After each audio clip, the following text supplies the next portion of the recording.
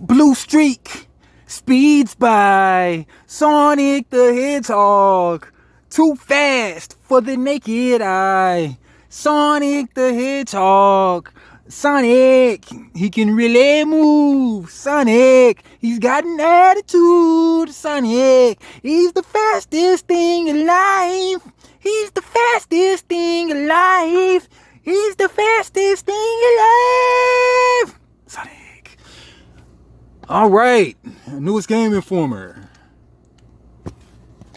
We know the money is. It would be July, issue 347, Sonic Frontiers. Is this actually gonna be a good 3D Sonic game? Since Dreamcast, Sonic Adventure? Probably not, but maybe. Okay, this gorgeous concept art provided by Sega and Sonic Team depicts the new open zone direction of the franchise. Read more about the promising Sonic Frontiers and the road Sega took to get here in our massive cover story on page 20. All right, one new game generation. Grand Theft Auto 5 continues to sell at a blistering pace, with 160 million units sold since its initial 2013 release. 10 years. It's one of gaming's greatest successes, still played by millions of people every day and selling better than most new releases. Yeah, even though it's likely in development, I doubt we'll see the next GTA game soon. At this rate, we'll be lucky to get a new one new Rockstar game a generation. Red Dead Redemption 2 is on a similar trajectory to GTA 5 with over 43 million units sold. Rockstar's formula of delivering a sprawling, story-driven single-player campaign backed by an ever-ending online experience works, but it's also disappointing given the studio's history. On PS2, Rockstar launched 3 mainline GTA and Midnight Club games and 2 Manhunt and Smuggler's Runs games. It also released Bully, The Warriors, ported the first Max Payne, and published its sequel. That happened within 8 years, and it's even close to the company's entire catalog from the time. The PS3 generation is similar, though, not quite as prolific. I bet the sales of all these games combined don't touch GTA 5's numbers. Again, Rockstar found a formula that works. But I can't help thinking the game industry went wrong. AAA game development is a different beast than it was on PS2.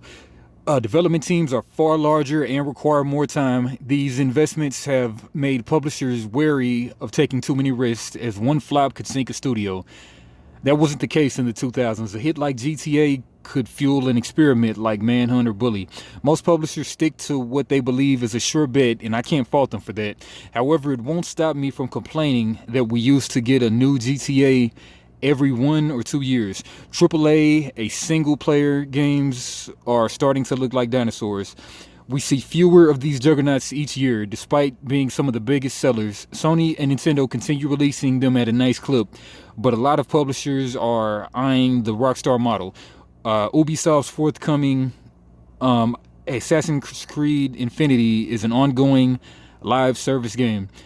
We've seen what happened to Call of Duty, which has a single-player campaign, but with significantly more focus going to the live service offshoot. Rumors of the next GTA will continue swirling, but as long as GTA 5 continues to attract new players, moving another 5 million units in the early months of this year, San Andreas will likely be our home. Right. See them when we see them. All right, the Callisto Protocol.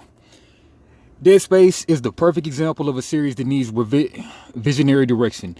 When creator Glenn Schofield moved on in his career, Dead Space lost its way and also became something entirely different with Dead Space 3. I'm glad he's getting another shot at bringing his sci-fi horror vision to life with the Callisto Protocol. I hope it's a success story like Koji Igarashi's Castlevania spiritual successor Bloodstained. Maybe Hideo Kojima will take note and create something like Metal Gear Solid again. Thanks for the great cover story, GI, Game Informer. Who was that? Why is Mitt Romney on the cover issue of 345? To my knowledge, he's neither evil nor dead. Is he hunting evil or dead individuals with that chainsaw? If so, he needs to familiarize himself with appropriate safety measures. His hand is alarmingly close to the damn blade.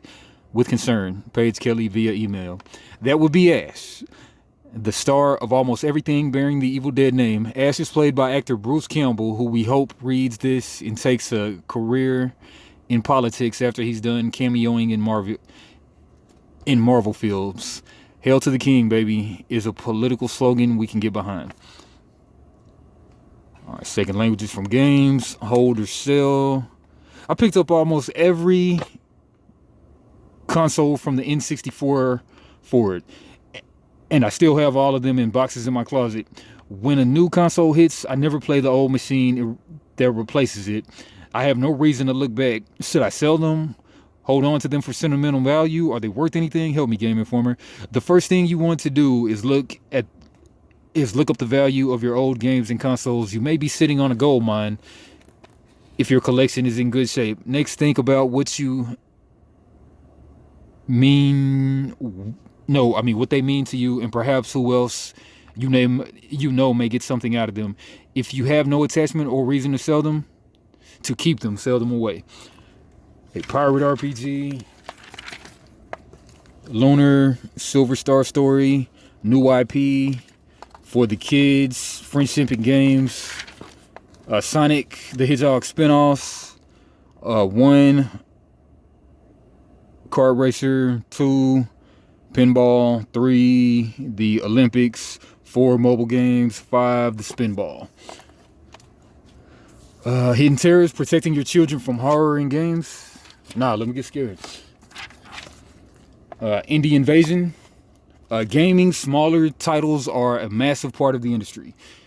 Stardew Valley just hit over 20 million copies sold, nearly half of Game Informer's highest scoring games of 2022 are independent titles. Arguably now more than ever, the industry's smaller games loom large over its biggest platforms, so it's not difficult to find great titles wherever you're playing. Microsoft is tight-lipped about its Game Pass program, but it's easy to see independent titles taking over. In just the last few months, a mind-boggling number of wildly entertaining games hit the service. Tunic, featured on the company's E3 stage in 2018, is one of the Game Pass's greatest offerings of this year. It's also one of Game Informer's best scored games of 2022, as it blends nostalgic gameplay, compelling mystery, and eye-catching art into a fantastic package. Not to be left out, Loot River sailed its way onto Game Pass early last month. The challenging roguelike looping narrative offers thrilling fights and mixes puzzle solving with traversal. Hard word to say. So that's Xbox, PlayStation. If there's one thing Sony and Microsoft have in common, it's highlighting indies on the massive platforms. And over the last few years, PlayStation has been an excellent home for smaller games. Kena Bridge of Spirits, a console exclusive released in 2021, is a delightfully polished action adventure following a young spirit guide helping people pass on to the afterlife. Its touching story and intense combat earned it the best independent game at the Game Awards last year and some bragging rights for Sony. All right, going to the Switch. Nintendo is so invested in its indie darlings that it created a unique nickname for them, Nindies, haha. And just coming off of an Indie World Showcase in May, it's easy to see Nintendo is as overflowing with independent games as its rivals. You can find standouts from the show scattered amongst our preview roundup, page 68. But even when indies don't show up, it can be big news. PC. Of course, there's no place to find indies like PC. The Epic Games Store boasts that it takes less revenue from games featured on its platforms than competitors. On its platform than its competitors, which helps attract smaller teams needing to stretch the budget as far as it can go. This may be one of the reasons EGS hosts an abundance of high-profile indie-made games in its early access program. The eagerly awaited Darkest Dungeon 2 is now in Epic Early Access.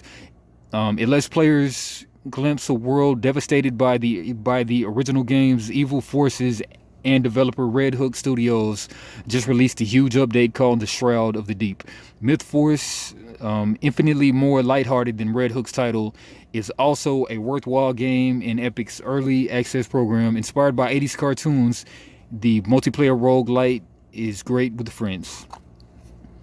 Yeah, so Epic Store, yeah, I haven't even heard, well, I mean, I heard of it, but I never really think of that outside of Steam. All I really think of is Steam.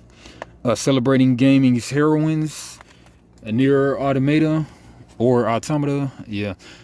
Okay, figurine, looks nice. Funko Pop Tiny Tina, I don't really know her. World of Warcraft, Jaina Proudmoore statue. Is that from Final Fantasy? No. Somebody from WoW. The Witcher 3 Wild Hunt series statue. Don't even know you from the show. And Lego Horizon Forbidden West tall neck with alloy, $80. Cool tall neck. All right, wrestling games should expand to more genres.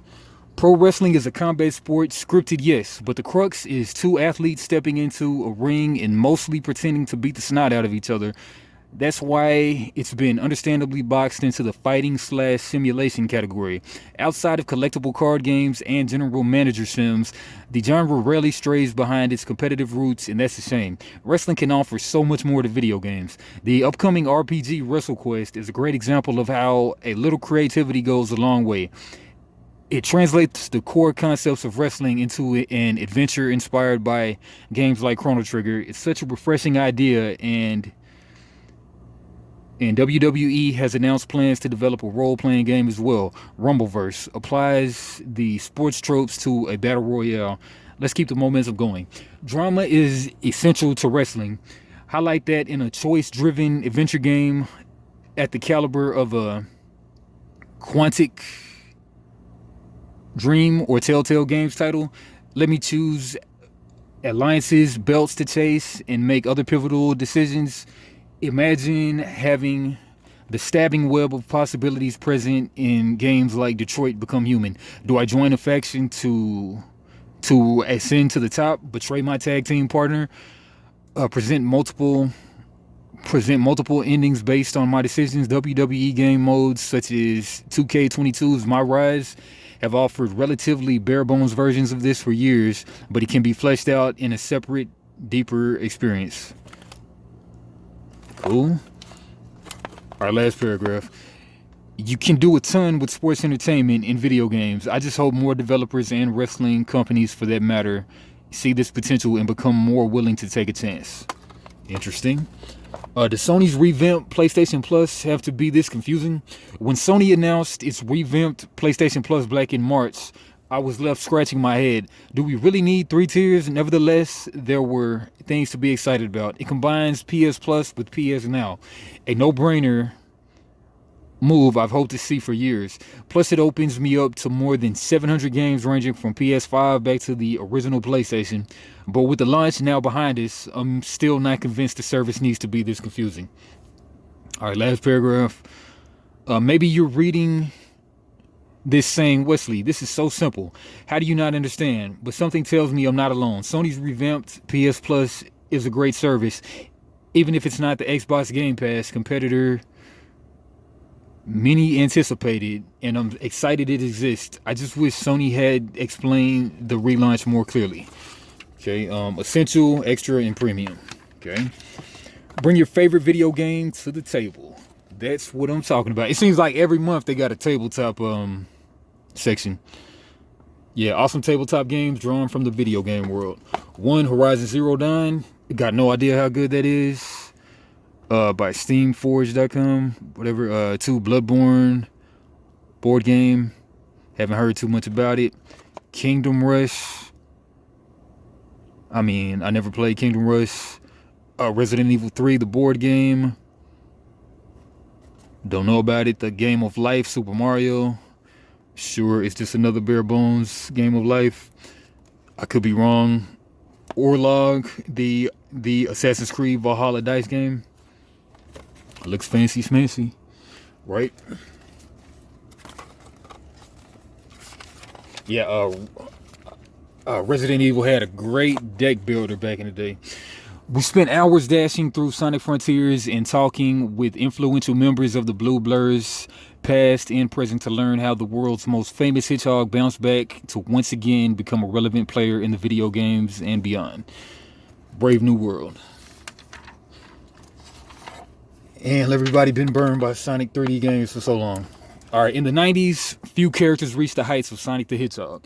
Shortly after the 1991 launch of the Blue Blurs debut game on Sega Genesis, his popularity rivaled Nintendo's behemoth Super Mario franchise. However, much like the roller coasters that inspired Sonic's original gameplay and level design, the subsequent decades included plenty of highs and lows. Even after a quick jump off the starting line, many feared the series was doomed to fall short of its potential forever.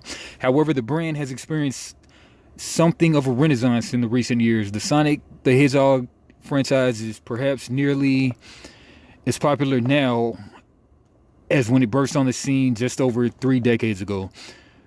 Bolstered by blockbuster movies, beloved comics, and promising streaming shows, Sonic Mania proved a successful retro reinvention. Yeah, but the core development staff at Sonic Team has yet to deliver the final piece of the puzzle, a mainline game restoring the series' legacy as one of the premier platformers. Sega and Sonic Team think they have the final component with Sonic Frontiers. I traveled to Burbank, California, the American headquarters of Sonic Team, to sink hours into the upcoming open world game to see if it truly is the fresh direction the franchise needs. A one-way track. Former director of marketing at Sega of America, Al Nielsen, will never forget the first time he saw Sonic the Hedgehog in action. Nielsen visited Sega's research and development team in Tokyo, Japan in the early part of 1990. Months before, Nielsen helped select a rudimentary drawing of a blue hedgehog. It was the new flagship mascot of Sega's 16-bit era of console gaming, but nobody on the Sega of America side had seen Sonic in motion at that point. Nice concept art. I remember that art. Alright, skipping around. I walked up, and here is Sonic going through the loop-de-loop in the Green Hill Zone, but it's just a wide frame. He was speeding through it, and my jaw just dropped. Then next to it was the background for the Green Hill Zone. Sega knew it had a hit on its hands, but it needed to reveal Sonic at the right time for maximum effort. In 1991, Kalinske and Nielsen began pulling back the curtain, following an enthusiastic response to players, licensors, and other business partners. Sonic the Hedgehog was well on its way to becoming the next great phenomenon in the video game industry. But games was just the start. Sonic the Hedgehog became a licensing juggernaut alongside Sega's critically celebrated games. The United States ran 2 animated shows simultaneously. One had the theme song I sung at the top. While toys, plushies, clothing, and other merchandise flooded store shelves, Sega had its hit. But it wasn't until Sonic the Hedgehog 2 that the blur truly became a household name. Alright, following the astoundingly successful marketing campaign called Sonic Tuesdays, I got 2-player Tuesdays, and universal acclaim, Sonic the Hedgehog 2 became the highest selling game of 1992, outpacing other classics like Street Fighter 2 and The Legend of Zelda: A Link to the Past. Sonic 2 set the franchise's ceiling higher than its predecessor, and in the near term, at least, the series delivered on that potential, with Sonic CD, Sonic the Hedgehog 3, and Sonic & Knuckles all launching to critical and popular praise.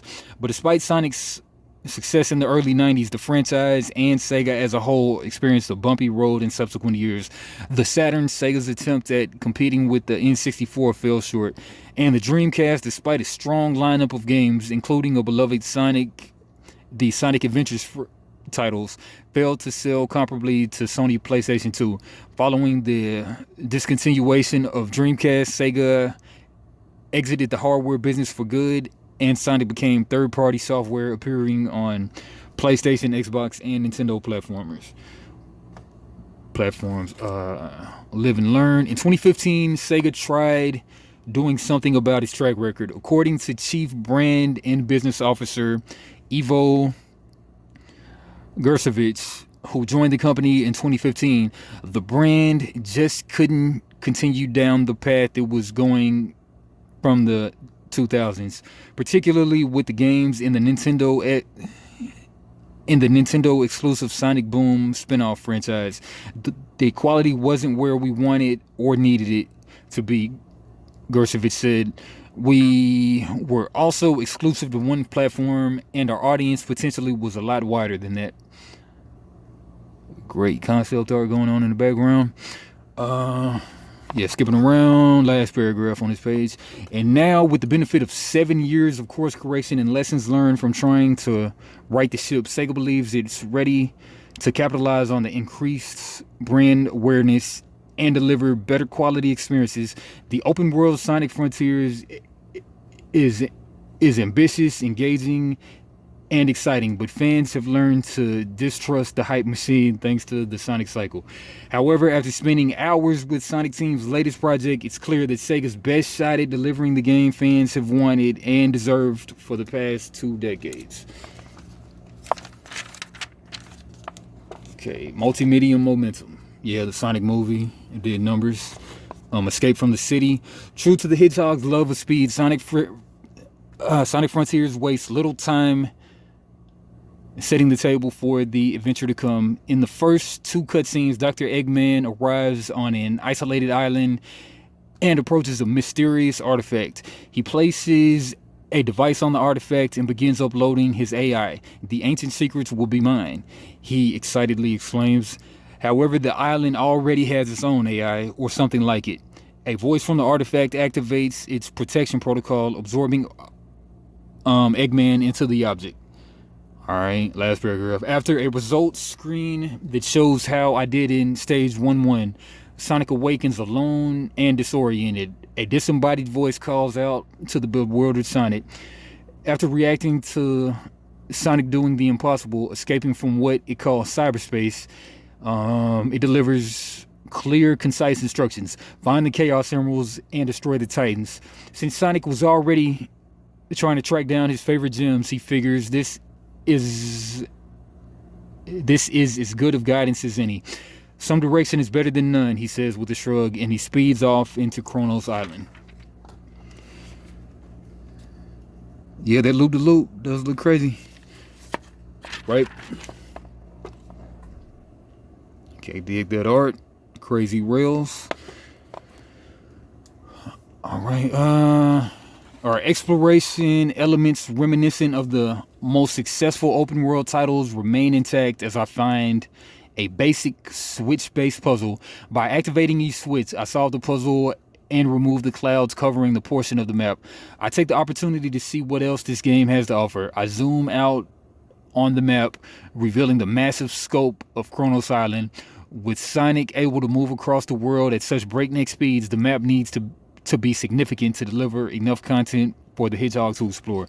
Thankfully, the initial glance at the map and subsequent exploration quell any concerns I had that Sonic would be able to speed across too quickly. Skipping around. Last paragraph here. Alright, Sonic Frontiers gives players more robust combat against enemies unlike anything the series has ever seen. Kind of looks like a Gundam type thing right there. Alright, after arriving at the vault and obtaining the emerald, the world opens up a lot more. Everything to this point was essentially a tutorial. A message pops up on the screen letting me know I'm free to explore the island. With the missions of discovering portals, solving puzzles to reveal the map, and obtaining more Chaos Emeralds, I speed off into Kronos Island with a new sense of freedom. Wow. Yeah, things looks like really Scyther or something. Big bladed thing, that's crazy. Alright, last paragraph here. Part of the aforementioned Sonic cycle is the additional characters appear along Sonic in the adventure, but we shouldn't expect to see too many of these friends and frontiers. Sonic sets out alone to find his missing friends, but this is an undeveloped land that no one has visited before, so we won't be seeing a huge cast of characters. Izuka says. Okay, some more Robotnik stuff. Right, last paragraph here. Okay, while we won't know how this game will turn out later this year, or if the open zone concept truly is the future of the Sonic franchise, the first title that utilizes it shows more potential than I can recall for any 3D Sonic game. If Sonic Frontiers delivers, the future is once again bright for Sega's flagship franchise. Right. And a new destination. How open roads changed direction and saved its turbulent road trip, by Kimberly Wallace. Okay, every road trip has bumps along the way. Unexpected potholes, constant traffic, and extra pit stops. There are stretches of nothingness, and you numb your mind. And your numb mind tries to pass the time until you reach the destination. Sometimes the open road instills a sense of freedom. Other times you feel trapped. However, the memories that help us power through the tedium often stick. Singing along to a classic, having a heart-to-heart conversation, or observing a surprising sight. Skipping around. Seem kind of friendly, so I'm just skipping around. Yeah, last paragraph. Okay, the short version for me is that hard things are worth doing. Fincher says it's harder to have transparent processes in a lot of ways than it is to have them limited.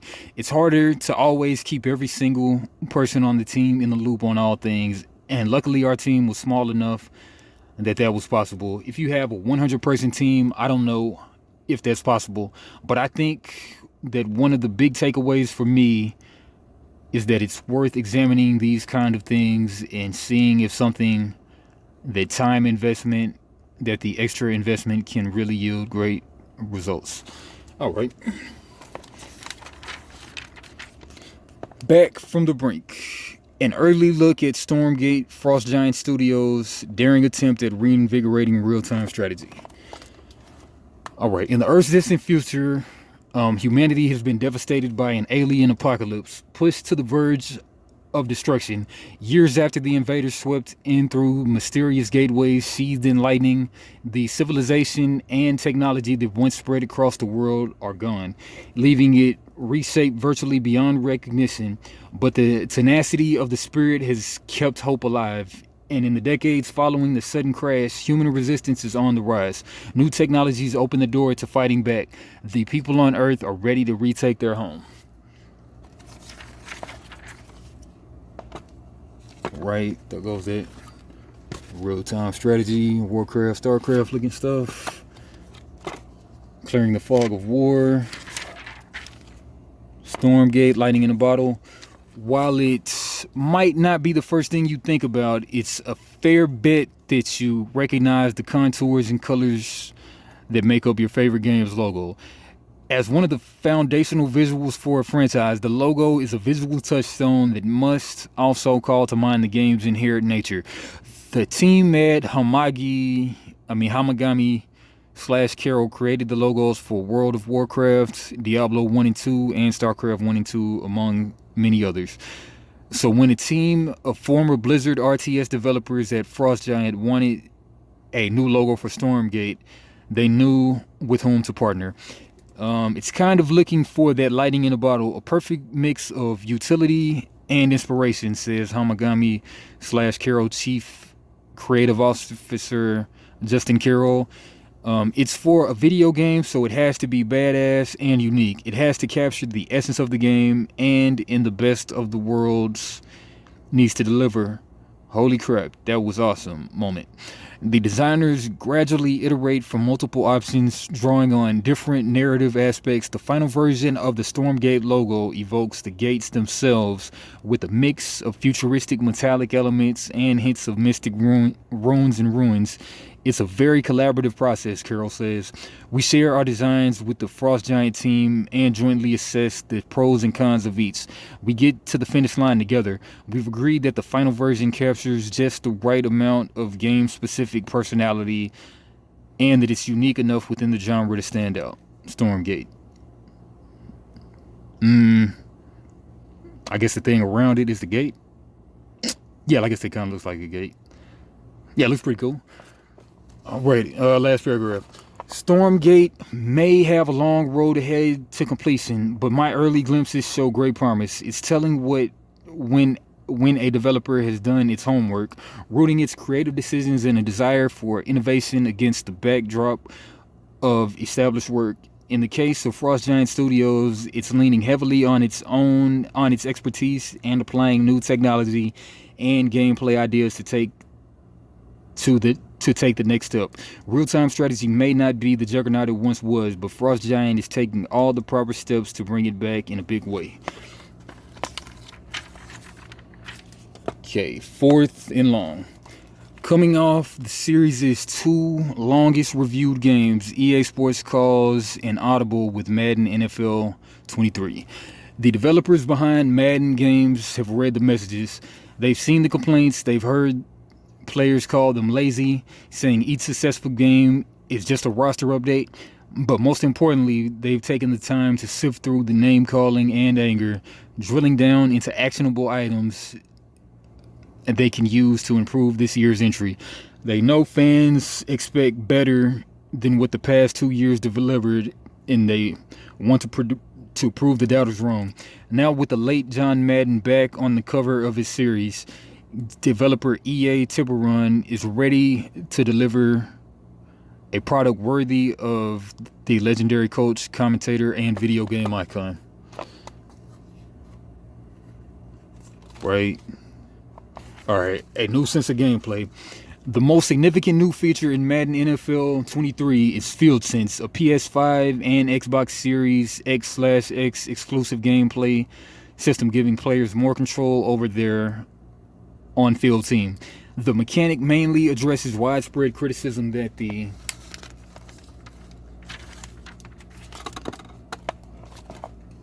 gameplay is too rooted in predetermined animations, but it also adds other benefits. Field Sense also affects both sides of the ball and gives you better control over your player. For example, physics now plays a larger role in depicting the outcome of tackle attempts, and additional defenders can join midway through and influence the ball's carrier's momentum, either changing the direction of the tackle or standing them up long enough for the ball to be stripped out of their grasp. For defensive backs, they can now knock the balls loose from receivers in midair and push receivers out of bounds to cause an incomplete pass. I mean, you would think like, you would think like after 30, 35 years of football games that they would have this down, but I don't know. All right, last paragraph. All of these changes feel exceptionally positive, both on paper and in action. However, when you add in the introduced mechanics and features from last year, such as the game day atmosphere, momentum, and other strides delivered through franchise mode, the game feels like it's right on track for a better year. If Madden NFL 23 can deliver on the many promises and potential of this year's game, this could be the bounce back entry the series sorely needs. All right, Marvel's Midnight Suns did that issue a while back. I guess they're still in preview status. Yeah, this one has the cards. I'm kind of interested in playing this myself. Marvel's Midnight Suns is one of the most exciting and intriguing superhero games on the horizon. Firaxis, developer of XCOM, applies its strategic talent to a role-playing adventure, assembling Marvel's popular and lesser-known saviors to a combat demonic threat. to combat a demonic threat. We recently visited the studio to play the game for a few hours and meet its newest do-gooders. For the unfamiliar, the game's story reimagines the 90s rise of the Midnight Suns comic event. The change from Suns to Suns has narrative significance and it's gender neutral to reflect the team's female members. Occult heroes such as Blade, Nico, Minoru, and Magic team up with Avengers such as Iron Man, Captain Marvel, and the newly revealed Spider-Man and Scarlet Witch to battle the resurrected Lilith, the mother of all demons. Players control an original customizable character called the Hunter, Lilith's only child, who wields the power of light and darkness. They're the key to ending their mother's reign of terror. Midnight Suns isn't a Marvel-skinned XCOM. Its gameplay best resembles a turn-based RPG with card-based combat. Players command up to 3 heroes on open battlefields, so long, grid-based movement, and utilize card-based abilities. Cards come in 3 types: damage-dealing attack cards, skill cards sporting numerous effects, and powerful heroism cards executing flashy special attacks. Hero decks contain up to 8 cards and must carry a certain amount of each type. You have 3 actions per turn, and you can redraw a card twice. Lastly, you can move a single character once a turn. Firaxis recognizes the card aspect carries negative perceptions and said it chose the system for its unpredictability. You never know what combination of powers you'll draw, and I enjoyed concocting ever-changing strategies for the most optimal plays. Performing actions filled a meter spent on activating spectacular heroic moves such as a Ghost Rider summoning his Hell Charger to plow through multiple targets. And unlike XCOM, Midnight Suns isn't about weighing successful percentages or managing losses. You can revive fallen heroes, there's no permadeath, and actions always succeed.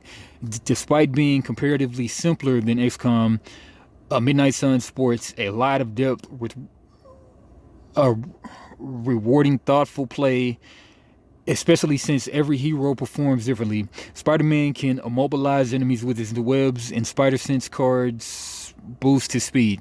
One of my favorites, Magic, manipulates the battlefield via creating portals that send foes hurling anywhere on the map, including head first into teammates or environmental hazards if you're savvy.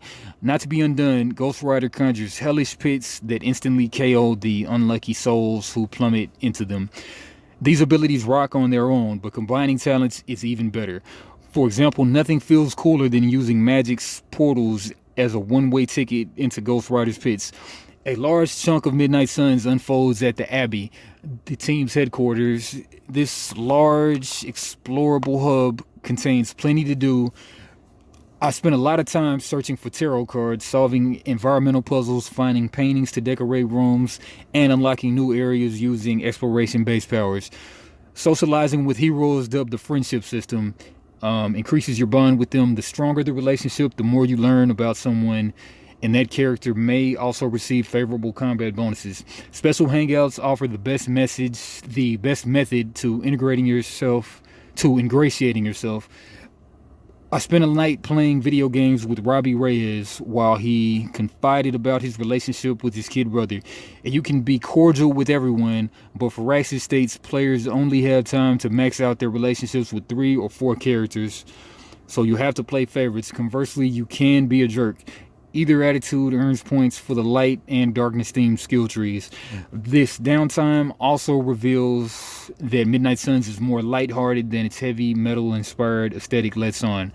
The game retains Marvel's signature sense of humor, from listening to Doctor Strange and Tony Stark bicker over technology versus magic to owning a lovable and pettable demon dog. A Twitter-like social media app exemplifies this as the team banters about things from the mission to the bathroom hygiene.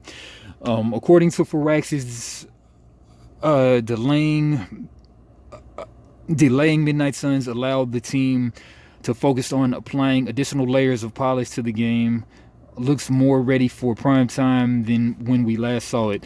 We look forward to bringing down Lilith and hanging with Marvel's brightest and darkest heroes when Midnight Suns drops on October 7th. Check out these cards. They look like artifact cards. The Artifact game. They didn't do too well.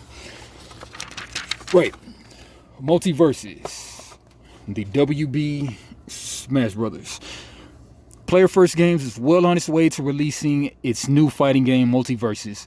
This multiplayer platformer brawler pits the extensive list of characters from the Warner Brothers catalog against one another in chaotic button-mashing battles. It's easy to compare Multiverses to Nintendo's juggernaut Smash Brothers, but after spending a handful of hours throwing fists, kicks, and eye lasers with the WB crews, there's plenty to be impressed with. Multiverses is a game to keep your eye on this year.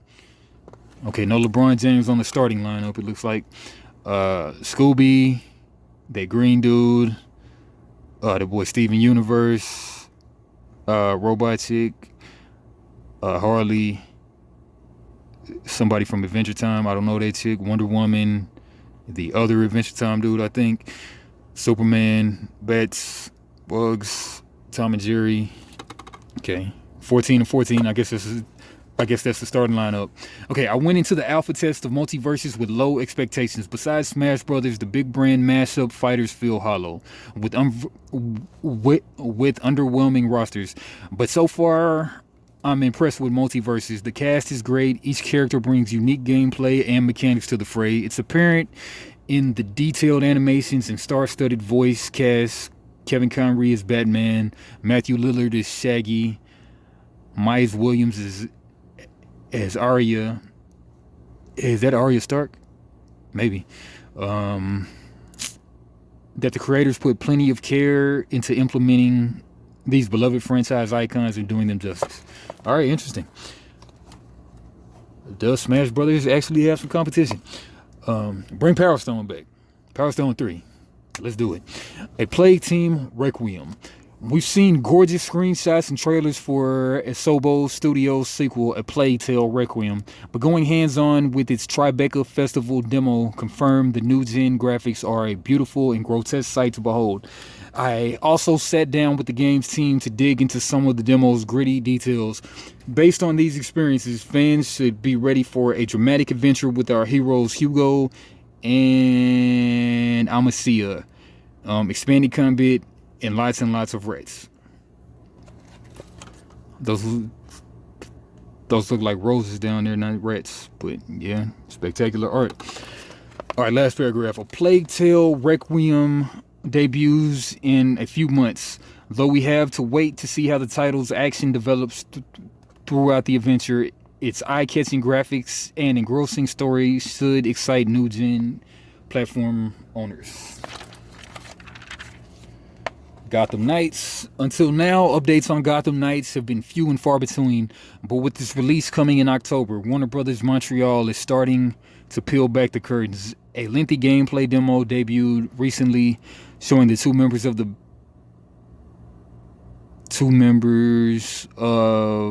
the playable Bat family, Nightwing and Red Hood, as they team up to deliver vigilante justice.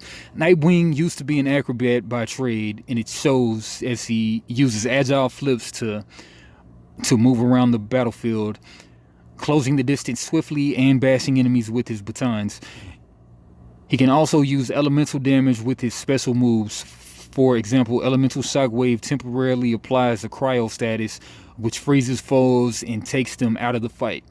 While on the lookout for criminal activity, Nightwing maneuvers around the skies of Gotham, hanging from a glider he calls the Flying Trapeze. It's a great name and a nod to his past as a circus performer in the Flying Graysons.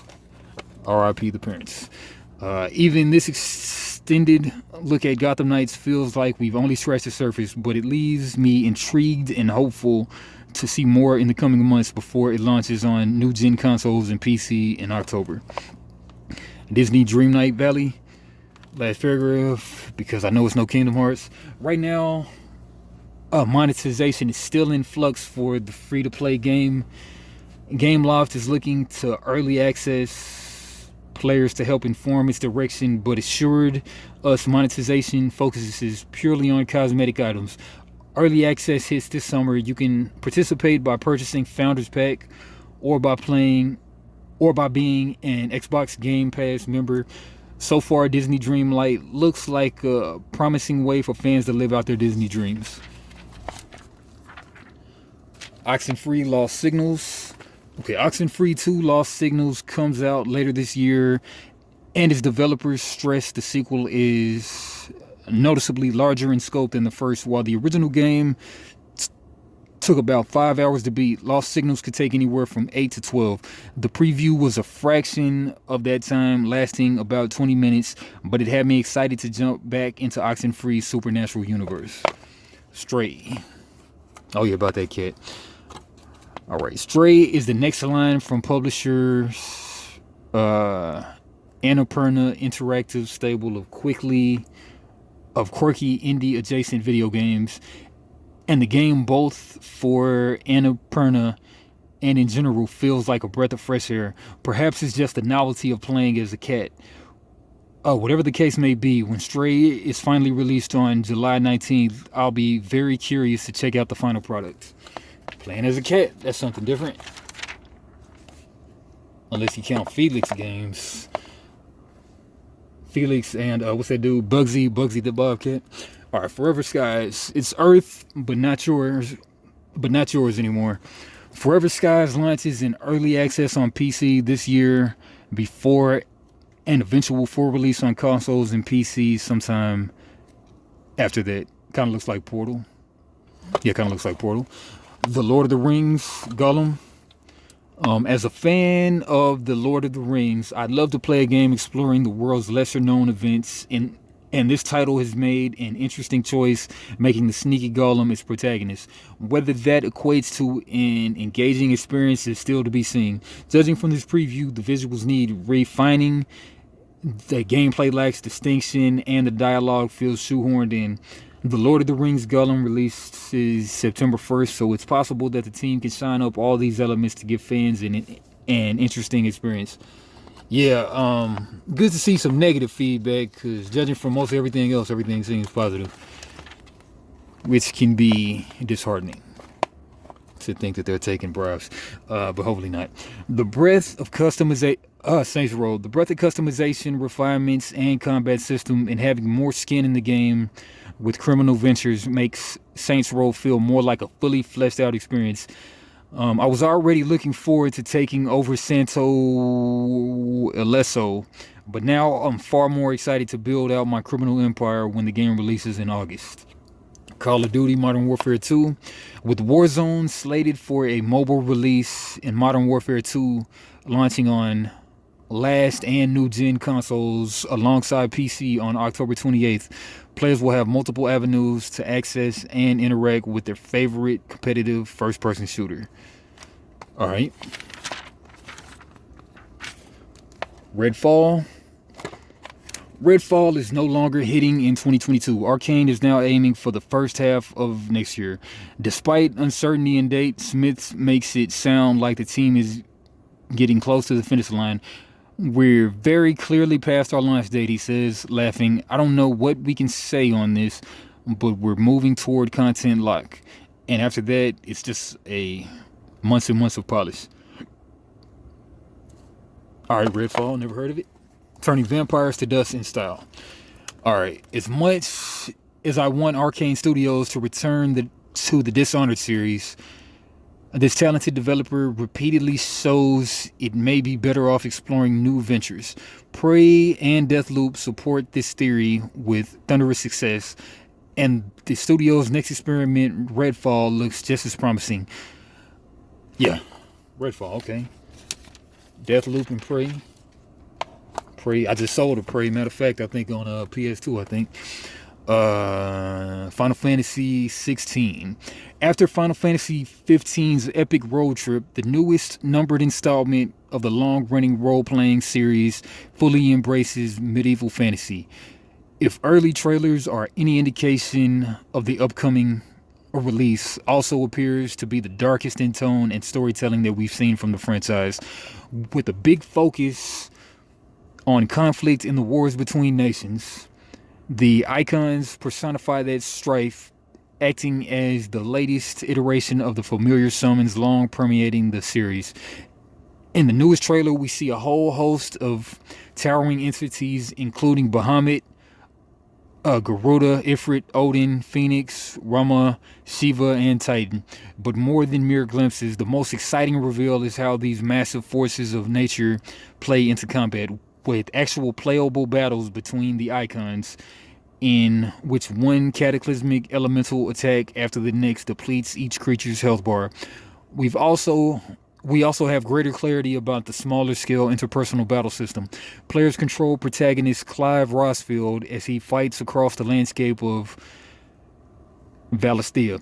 Many of Clive's skirmishes seem fueled by the elemental capabilities of the icons. However, the most significant shift is in the placing of battles, which look like a crossbreed between the stylish action of Devil May Cry and the role-playing infused exchanges of the Kingdom Hearts franchise. Clive hurtles into the fray with damage numbers cascading out around him, focusing on chaining together attacks into larger combos for increased effect. It's a notable shift from the mainline Final Fantasy title, but there's no denying the intensity of splashy visual effects and high intensity melees. The development team shared that Final Fantasy 16 is now playable in full from beginning to end. So the next year of development is about optimization before its summer 2023 debut. Early glimpses suggest that the game takes full advantage of horsepower in the PS5, whether through its dazzling particle effects, massive on-screen armies, or simply the speed and ferocity of gameplay. While it's not likely that most kid-friendly Final Fantasy release, it's certainly shaping up to be one of the most promising projects from Square Enix in a long time. Street Fighter 6, more than a splash of paint.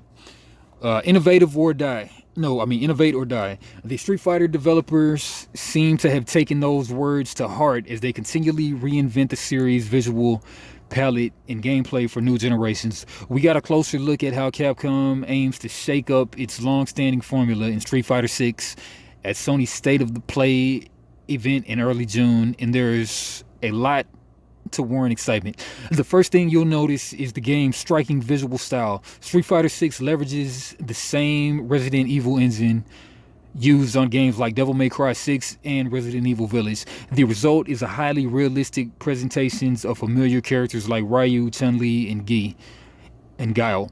But those likenesses are contrasted against gorgeous visual effects that bring their martial arts to life. Expressed as splashes of paint-like color on the action heats up and big hits start swinging. It's impressive and arresting.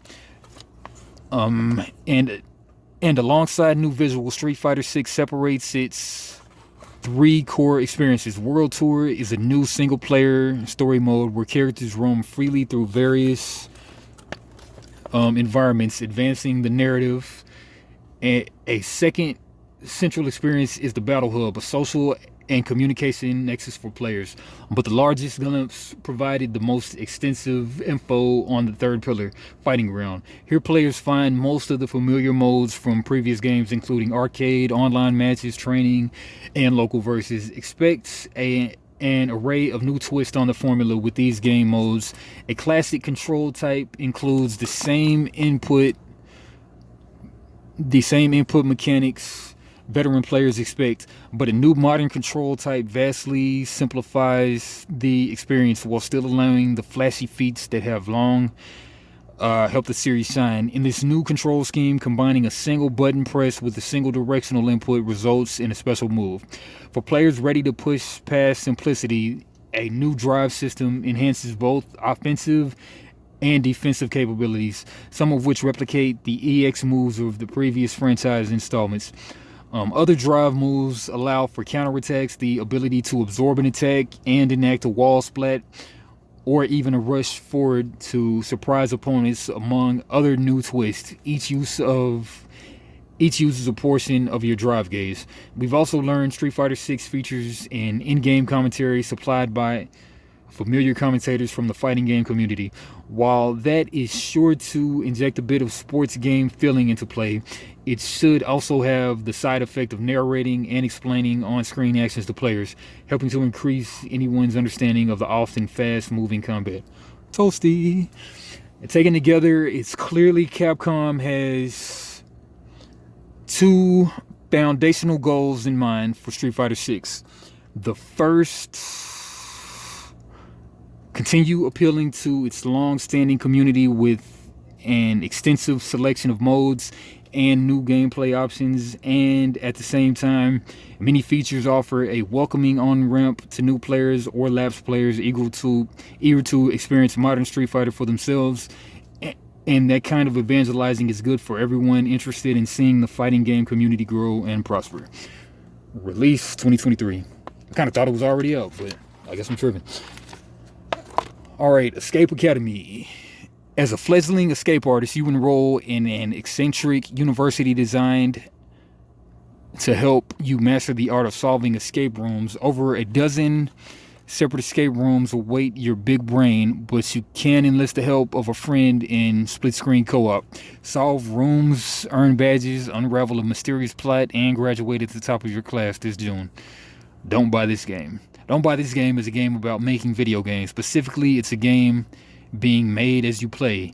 A demo is available now for the debut title by the one-person team at King's Blades Games, but predictably, considering the name, its Steam page urges you, well, not to play, listing such features as a whole lot of nothing and more nothing. Funny. Loopmancer. Great graphics right there. This cyberpunk 2D action roguelite stars a detective fighting to protect his city while trapped in a mysterious time loop. Upon death, he resurrected at the start of the day and must use the knowledge accumulated from each run to get to the bottom of it all.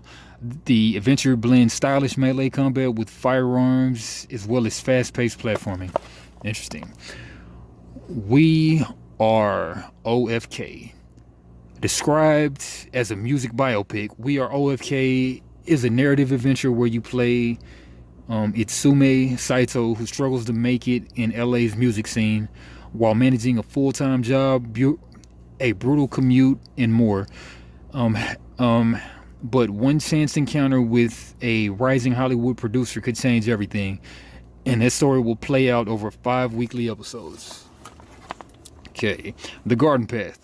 The Garden Path is about the quiet moments in life. The hand-illustrated, life-simulated game provides a landscape just waiting for love and care.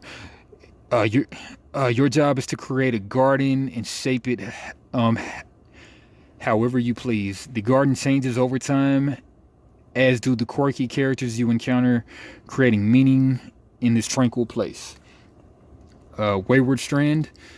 Hop aboard an Australian airborne hospital with teenage journalist Casey Beaumaris in Wayward Strand.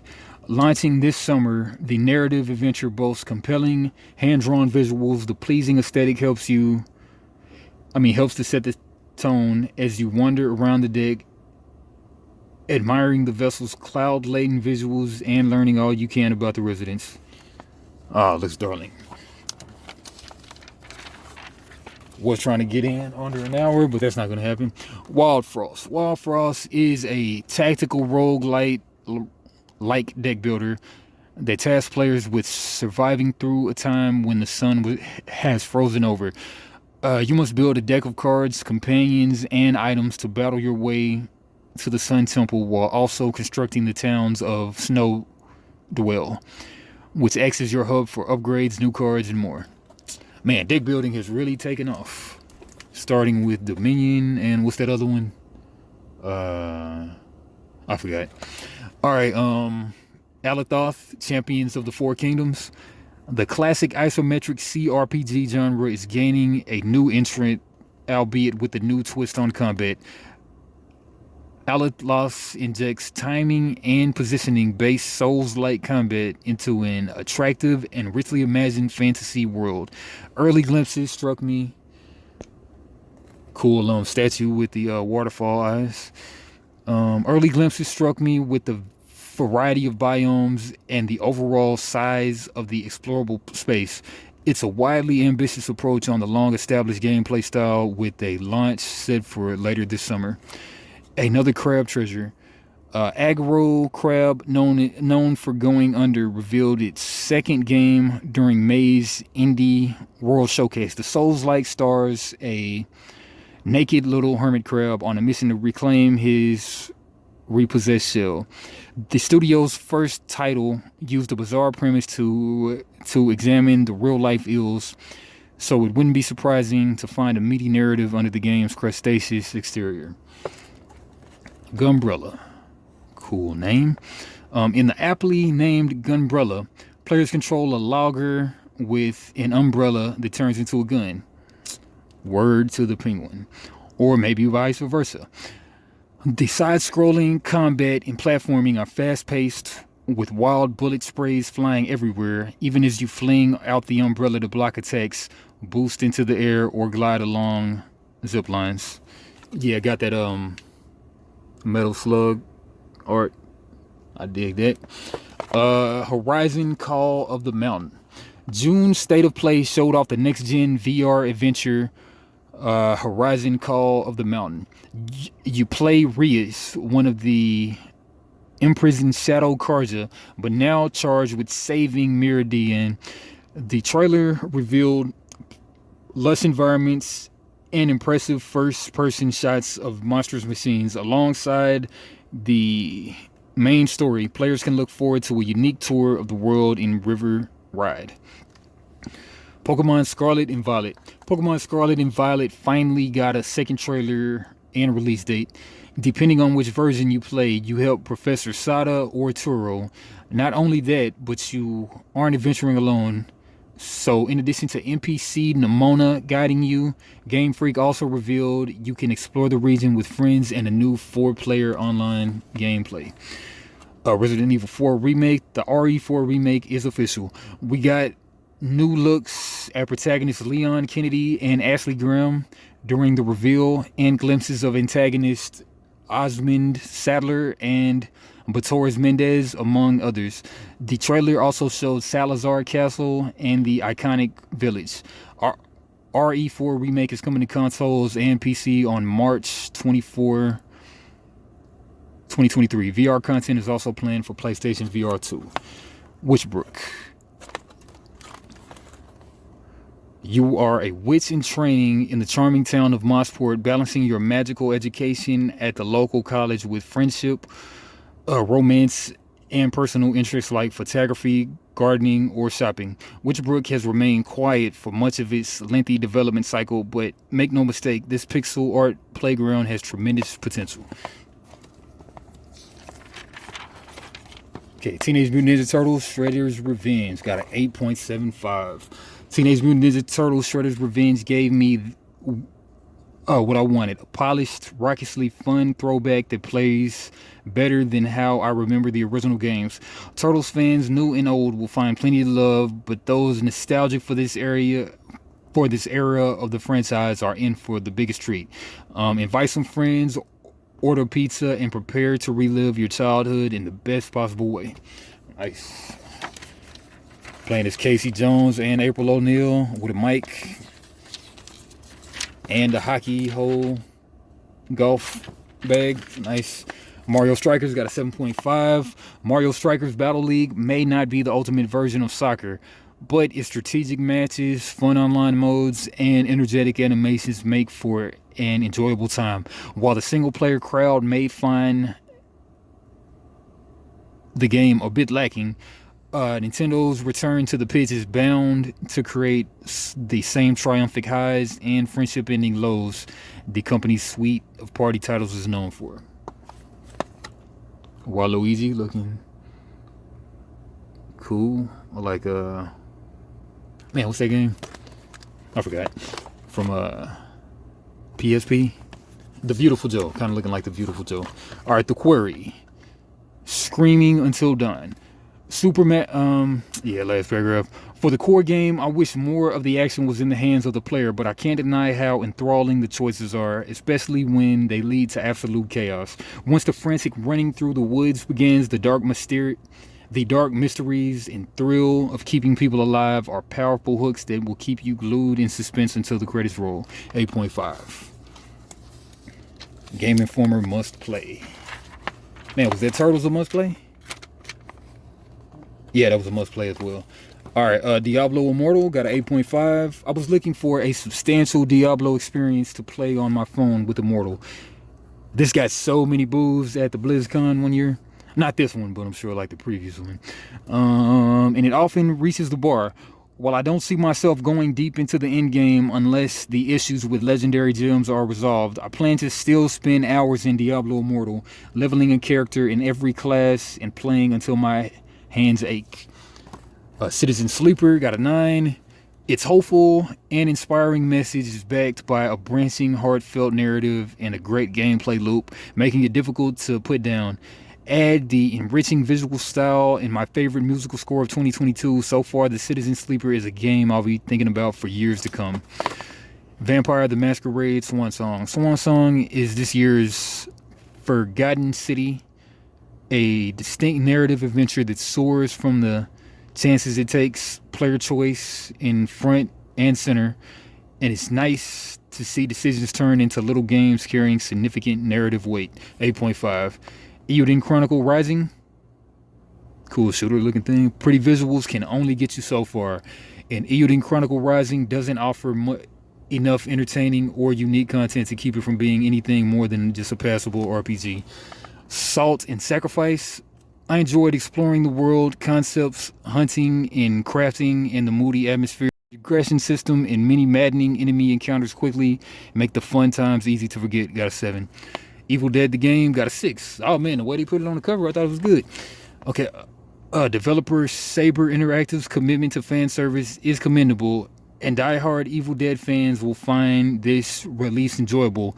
However, it's hard to see the lasting appeal for the rest of us. Not The Last of Us. Got a 6. Dang. All right, In Search of Perfect. Exploring caves with the creator of Spelunky. Okay, I was thinking that was a chick with the long hair, but no, it's a dude. Spelunky. Perfect. When Spelunky launched in 2012, itself a remake of the 2008 freeware game of the same name, but this time financed and published by Microsoft Xbox Live Arcade.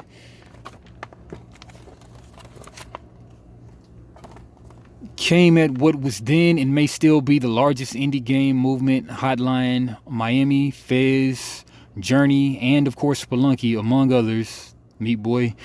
All hit the same year. But even against stiff competition, Spelunky is a clear standout. At its core, it's a game about exploring a cave. The catch is procedurally generated. No two playthroughs are the same. Further complicating matters, it's a roguelike and brutally difficult. It's a game you can and must play continuously to see everything there is to offer.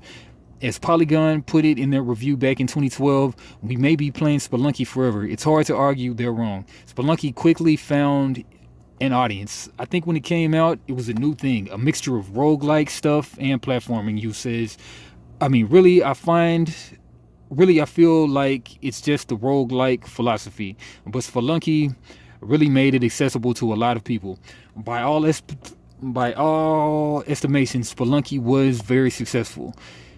He doesn't give exact numbers, but if you factor in the freeware version with the Xbox Live Arcade release, you says millions of people have played his game. And a decade later, more so than many of its contemporaries, Spelunky is a game people still discuss. Of course, it helps that a sequel debuted in 2020, renewing interest, but part of the public consciousness comes from you himself. Over the past 10 years, he's been remarkably open about the game's development and given numerous in-depth talks. There's also an entire documentary by NoClip, I'll check that out, about the making of the project. Hell, even he wrote a book about aptly titled Spelunky, published by Boss Fight Books in 2016, chronicling the development in meticulous detail. People love Spelunky, and they love hearing you talk about Spelunky. I guess that's what happens when you release the perfect game. I want to interrogate that word perfect. It's loaded, inherently holding massive weight, and yet more so than perhaps any other game, it's the word used to describe Spelunky. It's so synonymous that the back of Yu's book even references it. But how is a perfect game made? Read the book to find out. I'm here to ask you something else. How does that term affect him as a creator? How does he deal with it and think about it? I think when I heard the word perfect, I didn't feel like the people who said it meant perfect. Like there was absolutely nothing that could be possibly improved or changed, you says, sitting atop a large rock inside Montes. But I took it to mean that they felt like it was pretty close. When I heard it, I was obviously very flattered, he said. But to me, it's a dangerous word. I think in making art, making games, and just in my everyday life, there are some pigeons behind me in this cave. The inside of Montes, where we're talking, is almost comically beautiful. Tall rocks stacked on top of each other make a natural staircase to ascend further into the cave. Holes in the ceiling allow sunbeams to funnel through as if God herself was lighting our path. At the very back is a black hole we opt not to explore. The ceiling is high, the echo loud. It's like we're in our own private cathedral inside a mountain. We're lucky and we have the place to ourselves for the hour we're here. Except for those damn pigeons. As Yu cuts himself off behind us, deep from the black back hole, we hear what I can only describe as the worst sound I've ever heard. The low echo of dozens, maybe hundreds of pigeons all cooing together. It's low, otherworldly, and terrifying. It sounds like the pigeons are using walkie-talkies or something. You says, laughing. It's so weird. I agree. It's unlike anything I've ever heard before, ostensibly because of the cave's shape, warping the sound into something unnatural. By the time it hits our ears, occasionally one of the pigeons flies out from the hole directly over our heads and into nests in smaller crevices surrounding us. Okay, it goes on like this. We talk for a bit, then pigeons interrupt us. All right, get to read a couple paragraphs and get out of here. I think I was just really excited about the idea of the further things that I wanted to do. He says with Spelunky 1, people had no expectations. With Spelunky 2, people are going to have a lot of expectations going into it, right? So inevitably, you're going to disappoint people. But I felt that if people thought Spelunky 1 was a perfect game, they can keep playing that. Make it work. All right. Today wasn't perfect. My piece likely won't be either. But the pigeons, the climbing, how this whole ordeal went south in ways I never could have anticipated. It made today memorable, fun, unique, and interesting. It might make my job harder in the coming weeks. A lot of good quotes got ruined by pigeons, but it also beats writing another preview roundup entry. In that case, I can buy Yu's philosophy and embrace the chaos of imperfections of life. At the very least, I got some good anecdotes. Yu seems to agree. This is definitely up there as far as surreal experiences go. He says as we work our way back to civilization. All right. What does perfection mean? A few weeks ago, I thought I'd have an answer by this point.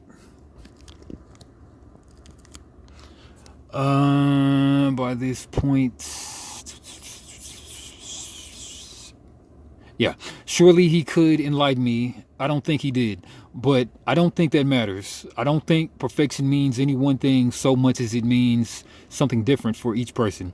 For you, Spelunky might be the perfect game. For you, it isn't. But that's okay. Nothing is actually perfect, even if people say it is. It's just a matter of embracing that fact.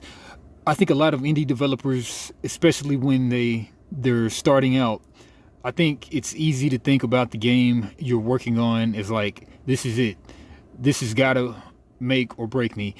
This has got to be my magnum opus. You says it's easy to get into this cycle of working on one thing forever and ever because your skills grow as you're developing, and what you worked on a year ago may not look as good as to you as it now as it did back then.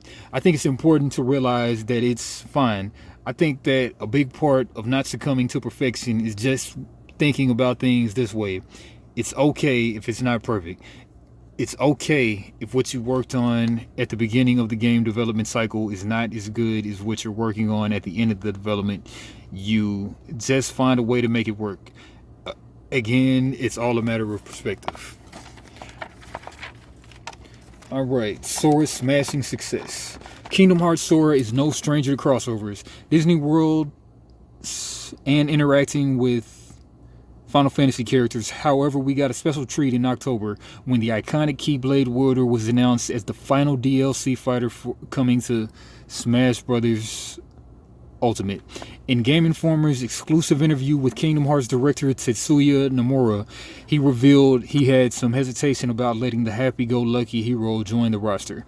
Obviously, I was very happy that we were able to have Sora make an appearance in Smash Bros. Ultimate.